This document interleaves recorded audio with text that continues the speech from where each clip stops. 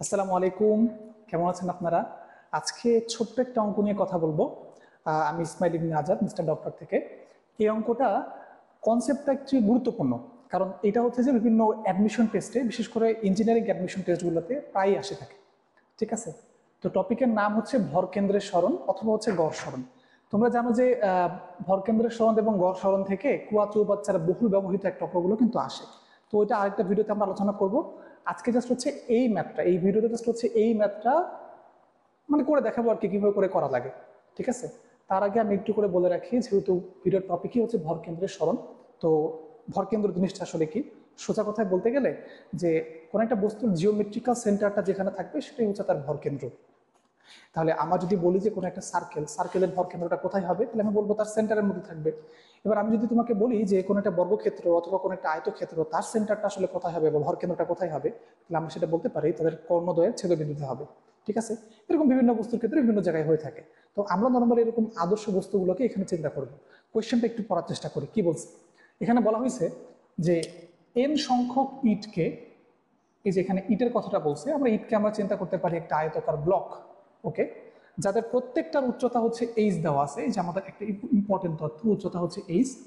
তাদের একটার উপর আরেকটা রেখে স্তম্ভ তৈরি করতে কৃত কাজের পরিমাণটা নির্ণয় করো। তাহলে আমরা ম্যাথটা একটা একটা করে স্টার্ট করে ফেলি। এটা সলিউশনটা আমরা একটু দেখি। ফার্স্ট অফ অল আমাকে যেহেতু বলেছে এন সংখ্যক ইট একটার উপর একটা রেখেই স্তম্ভ তৈরি করতে, তাহলে এটা কিরকম আসলে? আমরা যে ছোটকালে যখন ক্রিকেট খেলতাম না, একটা ইটের উপর আরেকটা রাখতাম, রেখে তো স্টাম্প বানাইতাম, কাইন্ড অফ হচ্ছে ওরকমই। আমি ধরে নিচ্ছি যে এটা হচ্ছে আমাদের ফার্স্ট ইটটা। এই ইটের ভর কত আমি জানি না, আমি ধরে নিচ্ছি সেটা হচ্ছে এন। বাট আমাকে এখানে বলে দিচ্ছে যে এই ইটের উচ্চতাটা হচ্ছে এস। ইটের উচ্চতাটা হচ্ছে আমাদের এস। তো আমাকে করতে হবে কি, এরকম এন সংখ্যক ইট একটার উপর একটা বসাইতে হবে। তার মানে কি? তার মানে ধরে নিচ্ছি যে এখানে আমাদের আরো একটা ইট, এই একটা ইটের উপর আমি বসাচ্ছি। এইভাবে করে আমি এন সংখ্যক ইট, এরকম ডট ডট এন সংখ্যক ইট আমি একটার উপর একটা বসায় একটা দালানের মতো করে তৈরি করব। সেক্ষেত্রে আমাদের কৃত কাজটা কত হবে সেটা আমাকে বের করা লাগবে। এখন আমরা জানি যে কাজের ইকুইভ্যালেন্ট তো আমাদের শক্তি, রাইট? তো আমাদের কৃত কাজ এই ডাব্লিউ ইকুয়াল টু আমি চাইলে কিন্তু ইপিও লিখতে পারি, এবং এইটার ফর্মুলা আবার আমরা জানি হচ্ছে এমজিএস। এখন আমরা একটা ইটের কথা চিন্তা করি, ফার্স্ট যে ইটটা, যেটা হচ্ছে গ্রাউন্ডে আগে থেকে ছিল। আচ্ছা, ওই ইটের জন্য আমাকে কোনো সরানো লাগছে? মানে আমার কাছে একটা ইট আছে, সে ফর এক্সাম্পল এটা হচ্ছে আমার একটা ইট। এই ইটটা হচ্ছে জাস্ট আমার গ্রাউন্ডের উপরে আছে, এখানে আমার কোনো কাজ করা লাগতেছে না। এখন আমি এই ইটটার উপরে যদি আমি আরেকটা ইট এরকম করে রাখতে চাই, সেক্ষেত্রে এটাকে কিন্তু আমার একটা উপরের দিকে একটা সরাইতে হচ্ছে, অর্থাৎ তার ভরকেন্দ্র কিন্তু একটা স্মরণ করতেছে। কতটুকু ভরকেন্দ্র স্মরণ করতেছে? যদি আমার ইটটা গ্রাউন্ডে থাকে, এইভাবে যদি গ্রাউন্ডে থাকে, তাহলে তার ভরকেন্দ্র থাকবে একদম তার জিওমেট্রিক্যাল সেন্টারে, তাহলে অবশ্যই তার হাইট হচ্ছে h/2 তে তার ভরকেন্দ্র থাকবে। এখন আমি যদি আরেকটা ইটকে এখানে উঠাই, তাহলে ওই ইটটা তো আগে থেকে মাটিতেই ছিল, এখন কিন্তু উপরে উঠে গেছে। কতটুকু উপরে উঠছে? এটা তো আমাদের জিরো, উঠছে কতটুকুতে? এই টোটালটা হচ্ছে এইচ, আর এতটুকু হচ্ছে h/2। তাহলে এখন তার ভরকেন্দ্র, শেষ ভরকেন্দ্রটা কিন্তু 3h/2 তে আছে। আর যখন সে মাটিতে ছিল তখন তার ভরকেন্দ্র কত ছিল? h/2 তে ছিল। তাহলে আমি এখানে বলতে পারি যে আমার সেকেন্ড ইটের জন্য, প্রথম ইটের জন্য তো কোনো কাজই নেই। প্রথম ইটের জন্য চিন্তা করি একটা একটা করে। ফার্স্ট ইটের জন্য কাজ কত হবে? W1 equal to mg into zero. কেন লিখলাম জিরো?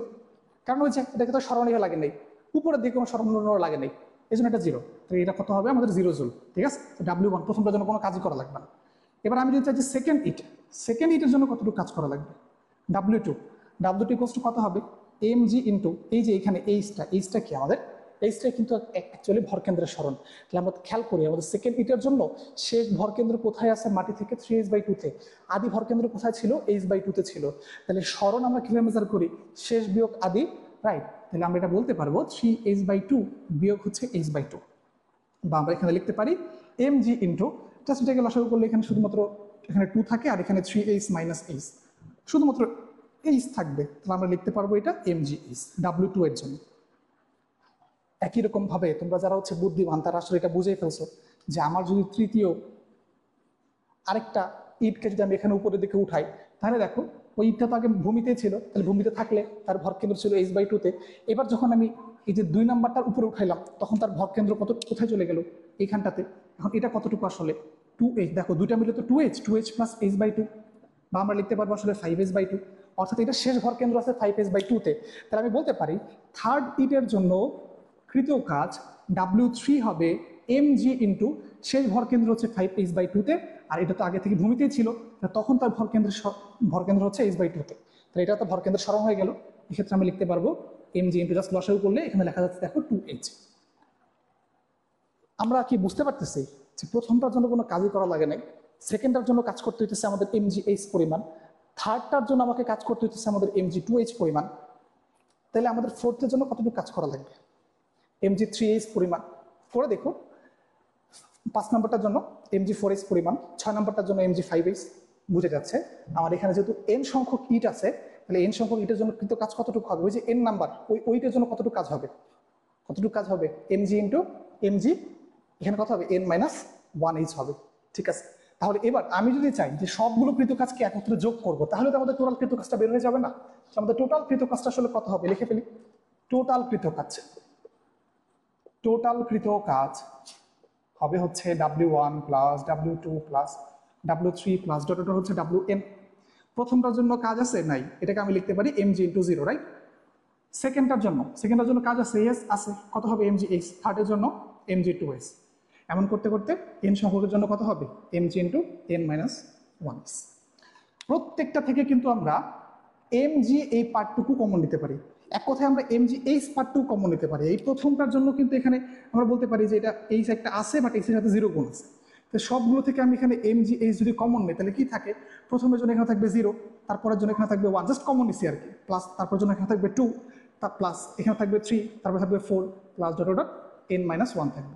এখন এই জিনিসটা ছোটকাল থেকে পড়ে আসছে না, যে n সংখ্যক স্বাভাবিক সংখ্যার যোগফল।